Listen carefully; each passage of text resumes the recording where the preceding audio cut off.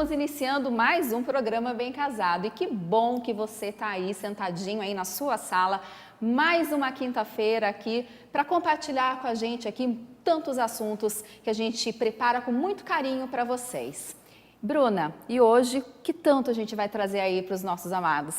Hoje nós temos assuntos muito interessantes. Nós estamos aqui com o Dr. João, que é um advogado, e vai falar um pouquinho dos tipos de regime quando a gente vai se casar. A gente vai falar da parte de patrimônio, de bens, como as pessoas se dividem, todo esse conhecimento sobre a parte jurídica do casamento. E depois dele nós teremos a doutora Stephanie, que é uma dermato que vai trazer tudo sobre melasma. Então não saia daí, porque esse programa está imperdível. Doutor João, muito bem-vindo ao nosso sofá e é um prazer tê-lo aqui no Bem Casado para a gente trazer assuntos tão importantes que causam tantas dúvidas para as pessoas. Porque às vezes as pessoas não têm muita noção quando vão se casar. O que tem que fazer? Assim, as pessoas se preocupam com a festa, com o dia do casamento em si, mas às vezes acabam deixando de lado essa parte da parte jurídica, do cuidado. Eles acabam indo ao cartório fazer o casamento civil, mas não tem conhecimento. Chega lá, às vezes não sabe o tipo de regime que tem que escolher, não sabe o que significa uma comunhão total, parcial, não sabe que bens que ficam para um, para outro. E é um assunto tão importante, porque eles vão compartilhar uma vida, né? Exatamente.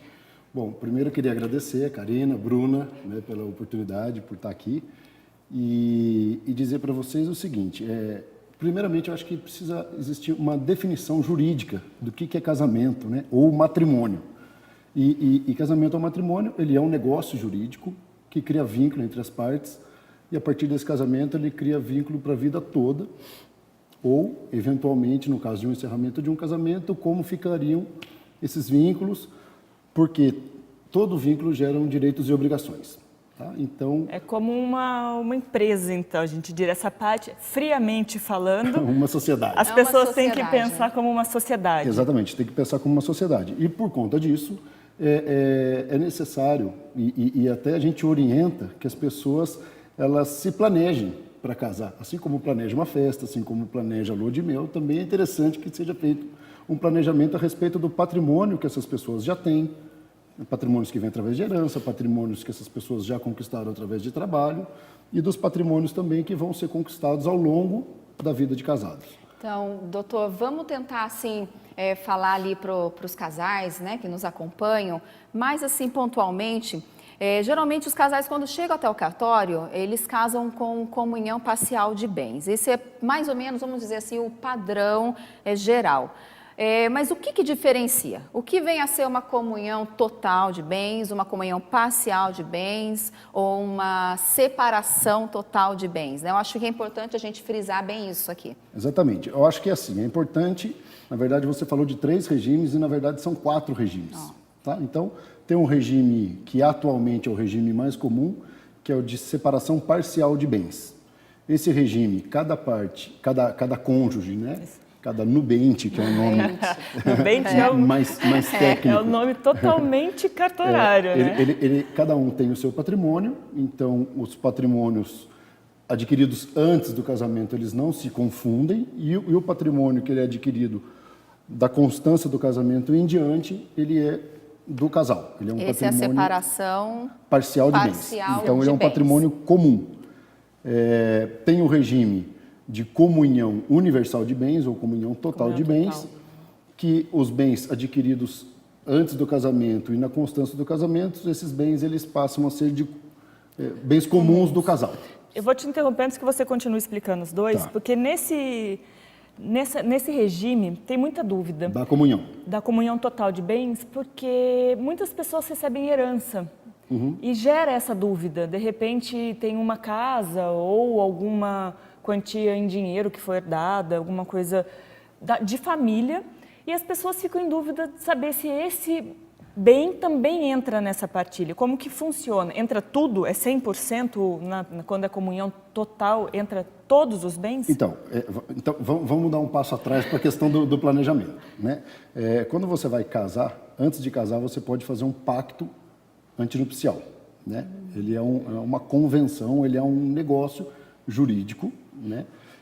que ele precisa ser feito através de uma escritura pública no cartório para que ele surta efeitos tanto para o casal quanto para terceiros. Sim, é um documento oficial, né? Ele é um documento oficial, tá? Se a pessoa não faz o pacto antinupcial, então, obrigatoriamente, por lei, o regime de casamento ele passa a ser de separação parcial de bens. Então, se você quiser casar com algum regime que não seja o regime parcial de bens, você precisa fazer um pacto antinupcial. Isso é importante deixar bem frisado, porque as pessoas também não sabem que quando elas chegam no cartório, se for esse tipo de comunhão, já tem que estar com esse documento pronto. Porque se não estiver pronto, vai ser o do regime parcial de bens. Ou se não, vai demandar mais um tempo para que se faça esse documento. Mas depois de casado... Né, impossível. Não. Pode ser possível, desde que ambos os cônjuges formulem um pedido para o juiz, explicando os motivos da mudança do regime de casamento e também que esses motivos eles não lesionem terceiros, porque às vezes as pessoas querem mudar o regime de casamento. Se pode ser feito antes, com menos burocracia, vamos fazer antes. É sempre muito importante planejar. Entra aí a palavra principal que você citou desde o início, o planejamento, né? Fundamental.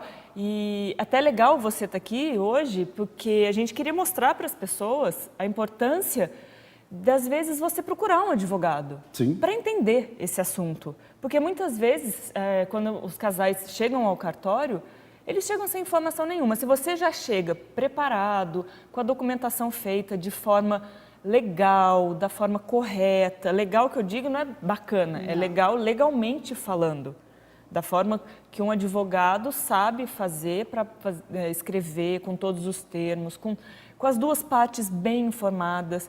E muitas pessoas não se atentam a isso, né?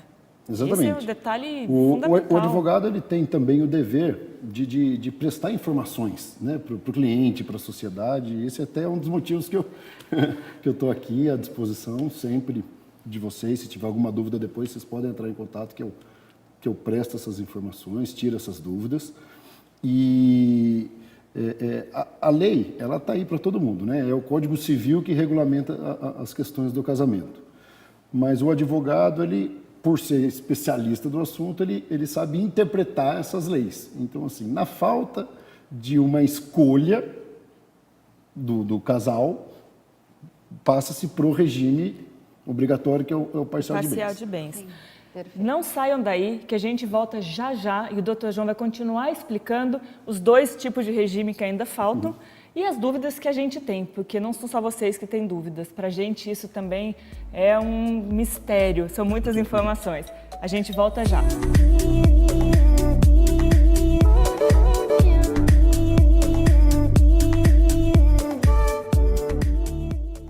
Se você procura qualificação e vaga no mercado de trabalho, precisa estar preparado e estudar em um lugar que cresça junto com você e atenda às suas expectativas. A FUNVIC, Fundação Universitária Vida Cristã de Pindamonhangaba, está preparada para atender você. Aqui o desenvolvimento não para. Novas salas estão sendo construídas e os novos laboratórios possuem equipamentos de alta tecnologia. FUNVIC, formando campeões.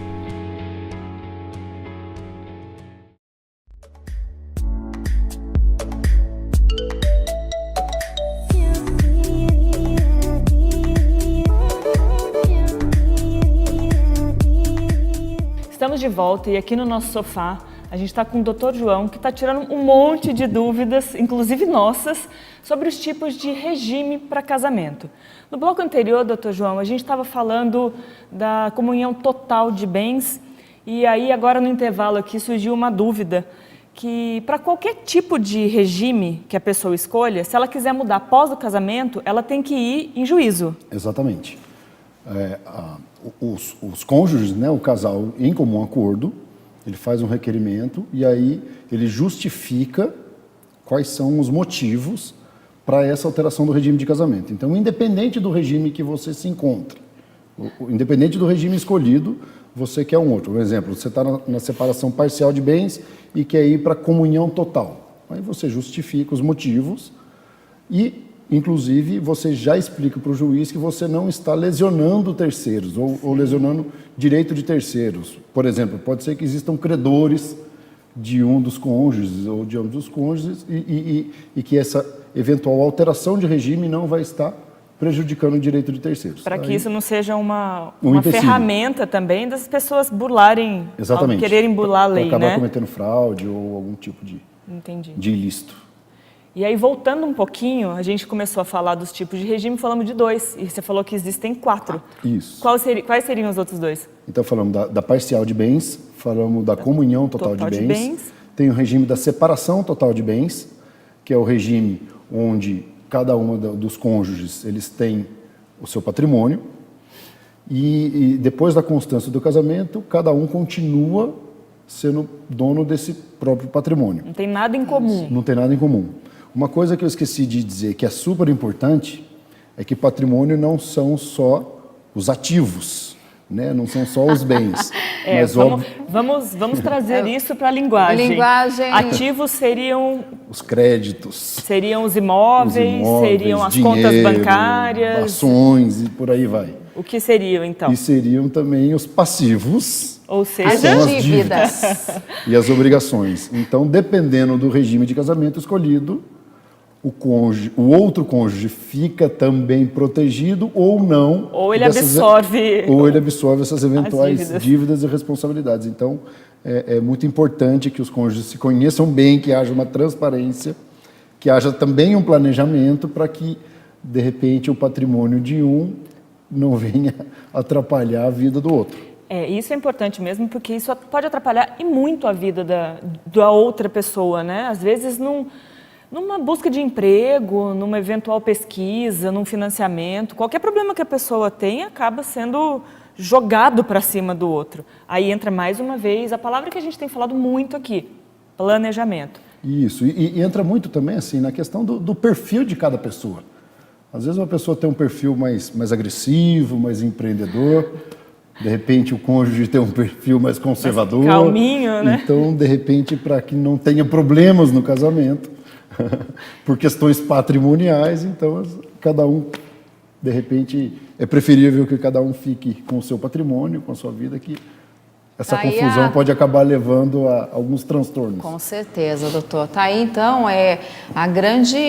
acho que o grande X da questão, realmente, né? O casal, antes de oficializar uma união, você precisa saber, você precisa realmente buscar as informações com profissionais realmente gabaritados, né? Com um bom advogado que vai te orientar, porque como o doutor nos explicou, você entra aí com, né? Tem dinheiro, as pessoas realmente só vê o lado positivo, né? Vou casar e só vê o lado financeiro positivo, né? Do cônjuge, do outro.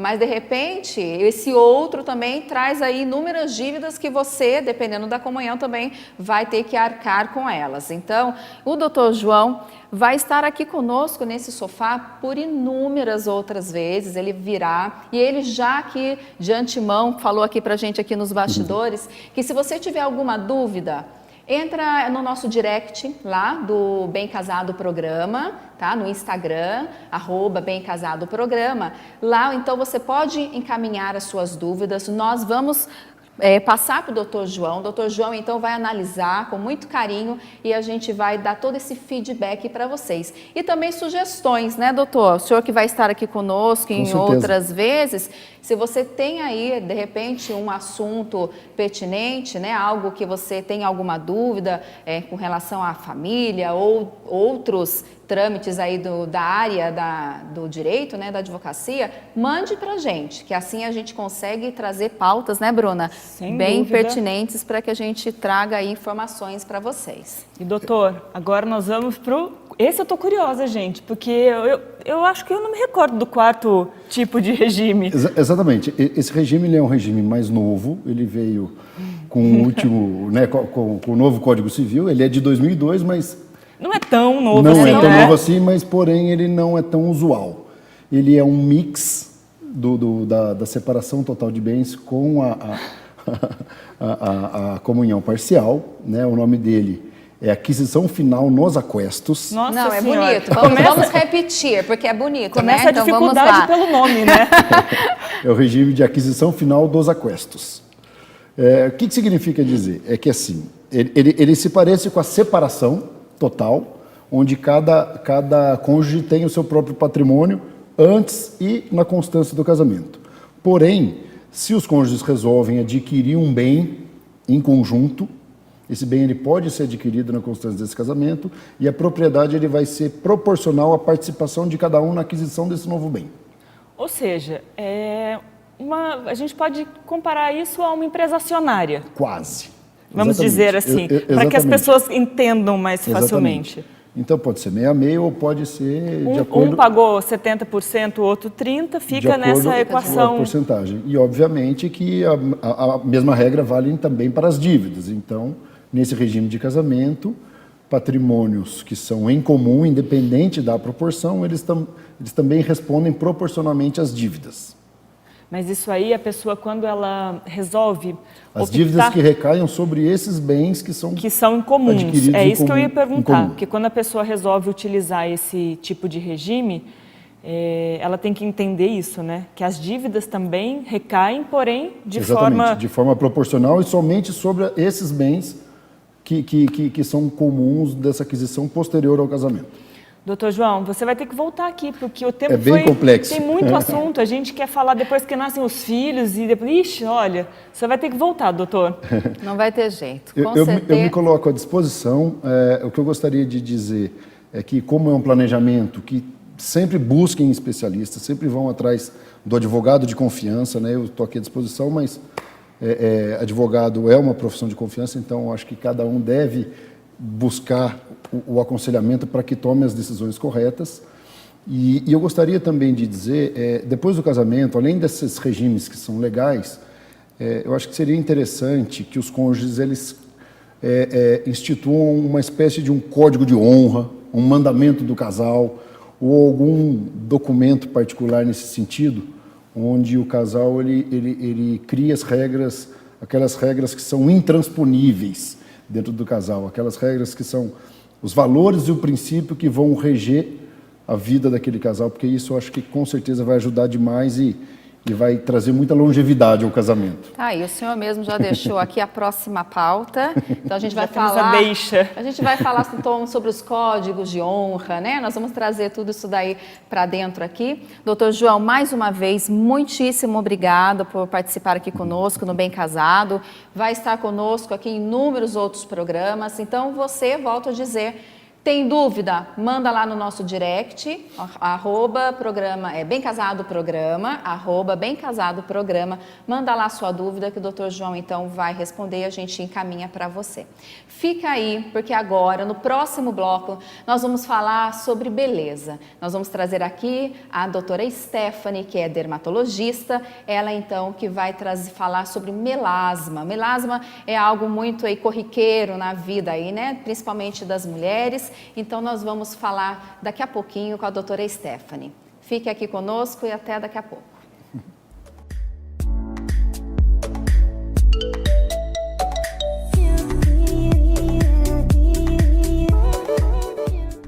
Exatas. Qualidade educacional para formar profissionais aptos para o concorrido mercado de trabalho. Humanas. Responsabilidade social, princípios e valores cristãos e crescimento sustentável dão um significado especial às ciências humanas. Biológicas. Alta tecnologia aliada a uma ampla estrutura de ensino leva até você o que há de melhor em graduação e pós-graduação.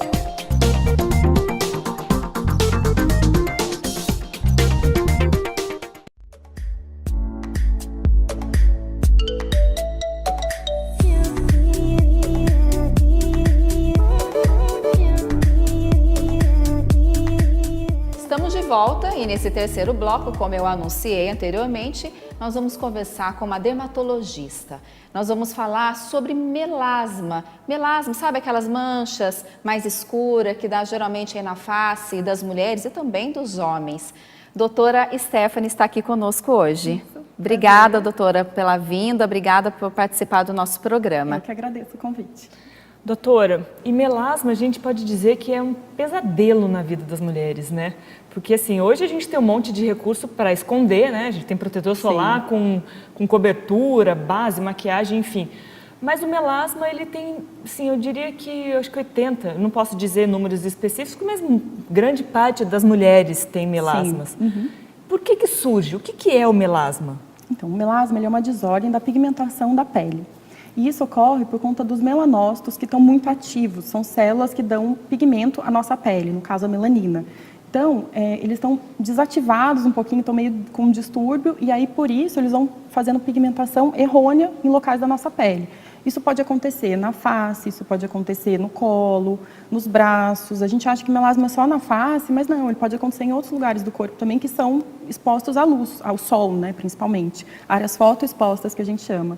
Então essas áreas são as que mais estão submetidas a terem melasma. E realmente é um problema que afeta muito mais as mulheres do que os homens. Mas os homens também podem ser acometidos. Homem tem melasmas sim, também? Pode ter também. Só que acaba que as mulheres procuram mais o cuidado, né, com a pele do que o homem. Mas hoje em dia, graças a Deus, está aumentando bastante a procura dos homens também. Eles estão mais vaidosos, estão querendo cuidar da pele, então isso é bem bacana. Mas homens têm na mesma proporção de mulheres? Menos. Ou a menos? Menos. Por conta de hormônio, a gente pode dizer? Sim, exatamente. Tem o acometimento hormonal, né, da mulher que acaba influenciando mais, então a mulher está mais exposta a essa patologia da pele, que a gente chama.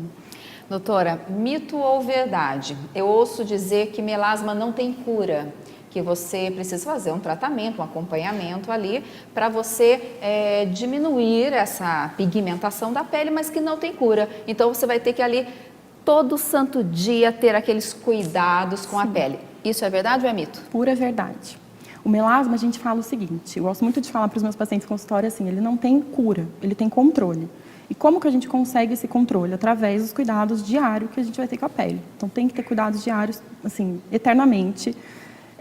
Eu falo assim, a gente vai ter fases do ano que a gente vai aplicar um clareador mais forte, um ácido mais potente, a gente pode fazer tratamentos mais invasivos e outras épocas do ano a gente vai ter que pensar num clareador mais fraquinho, um ácido mais fraquinho, porque a gente, por exemplo, agora no verão, que a gente está mais exposto ao sol, querendo ou não. Mas uma coisa que é bacana lembrar também é que não é só o sol que influencia. Então, essas luzes que a gente está exposto no dia a dia, né, que a gente chama de luz visível, essa luz visível também prejudica muito a nossa pele, tanto para envelhecimento quanto para melasma. Luz de celular, luz de computador, coisas que a gente não pensa no dia a dia, né? A gente pensa mais no sol, não posso sair no sol sem protetor, mas tem que usar protetor também com essas luzes. Em área interna. Mas quando a gente diz que não tem cura, mas você consegue controlar, isso significa que assim, a mancha ela pode ser extremamente forte, extremamente escura e você consegue clarear a tal ponto dela não sumir, mas ela ficar bem disfarçada. Exatamente. Ou assim, não, você vai ter a mancha sempre ali, mas ela pode parar o processo de escurecimento. Como que funciona isso? Porque assim, ela não some, mas eu consigo parar esse processo de escurecimento e consigo clarear ou só consigo parar o processo? Sim, essa é uma pergunta muito interessante. Assim, os pacientes têm muita dúvida nessa questão. Quando o paciente começa a desenvolver o melasma, ele, infelizmente, não vai ter essa regressão total de falar agora a sua pele está 100% isenta de melasma. Infelizmente. A gente sempre, as pessoas, o erro maior das pessoas é assim, agora tem uma boa clareada, então vou parar. E aí, não usa mais clareador, que a gente orienta, não usa mais o protetor, que a gente orienta. E aí, a mancha volta com tudo. E uma exposiçãozinha solar que a gente tem na praia, por exemplo, ele volta a todo vapor. Aí ele volta mais forte. Doutora. A maioria das vezes. Que nós estamos falando assim, nem me fale, doutora. Esses assuntos são maravilhosos, porque isso influencia diretamente a nossa vida, né? Verdade. Nós temos melasmas, nós temos que tratar isso. Mas tem uma idade específica que isso possa aparecer? Tipo, criança tem melasma? Não, é mais difícil mesmo. Realmente é mais na idade adulta, né? A gente fala mais ou menos de 30, 55 anos, geralmente é a idade que aparece. Mas criança é bem mais difícil. Mas uma mancha, aliás, não existe, mas uma manchinha mesmo que ela pode ter por alguma, sei lá, por limão, alguma coisa ácida que ela pode ter sido exposta, mas não é o melasma, é outra manchinha da pele. Entendi. Tá, mas para a gente realmente Depois que você já está com melasma, tem que fazer aí N tratamentos, um acompanhamento, como a senhora, né, como a doutora colocou aqui. Mas para você que está aí, que eu tenho certeza, você que está em casa, não tem melasma, né, está com aquela pele bem bonitinha, sem nada. Como que faz para que essa pessoa que não tem, não venha a ter? É só o protetor? Ou precisa tomar algum tipo de medicação? Ou alguma alimentação influencia também nisso? Eu acho que até minha pergunta, para complementar a sua, um controle hormonal ajuda? Porque muitos dos melasmas são provenientes de hormônio, como você falou. Pode ser também, isso. Então, eu explico para os pacientes o seguinte, para a gente prevenir esse melasma, o principal de tudo é protetor solar. Todos os dias, faça chuva, faça sol. Esteja dentro ou fora de casa, como ela já explicou. Exatamente. Quantas vezes ao dia? Mínimo 3 vezes por dia. Mínimo. Uma pessoa que não tem mancha nem nada, a gente fala 3 vezes por dia. Então, de manhã, na hora do almoço e reaplicar no meio da tarde. Uma dica bacana que eu falo também é o seguinte, a gente deixar o protetor solar ao lado da escova de dente. Então, assim, escovou o dente depois do café da manhã, já vai passar o protetor solar. Escovou o dente. Isso eu faço. O problema é reaplicar durante o dia. Mas aí, por exemplo, hábito, na hora do né? almoço, você almoçou, vai escovar o dente de novo, já reaplica o protetor, entendeu? Então, são uns cuidadinhos assim que às vezes é fácil. A gente já está visualizando, fica mais fácil de lembrar. Porque o lembrar é difícil na correria do dia a dia, eu verdade. entendo. Para quem já tem essa manchinha, o principal que a gente fala é reaplicar várias vezes. Se puder reaplicar 3 vezes por dia, ok, já está de bom tamanho, mas é o mínimo. Agora, o ideal mesmo para quem já tem essas manchinhas na pele seria de 3 em 3 horas. Tá? E é só o protetor? Ou, por exemplo, porque hoje em dia tem assim, uma infinidade de cosméticos, né? Sim. O principal para melasma é o protetor com base. Então, a base, ela faz um filtro físico. Normalmente, a maioria dos filtros solares são químicos. Então, a base vai fazer um filtro físico. Então, ela vai proteger mais ainda, não só contra o sol, contra a luz visível, que eu já mencionei anteriormente. Que é bem importante. Outra coisa que eu gosto também de prescrever é fotoprotetor oral, que é bem bacana. Olha que Isso interessante. é uma novidade, né? É uma novidade, é uma coisa que muita gente não sabe ainda, mas ajuda bastante no nosso tratamento, porque se trata de um antioxidante. Então, esse antioxidante vai melhorar a nossa pele de modo geral e também vai agir como esse fotoprotetor oral.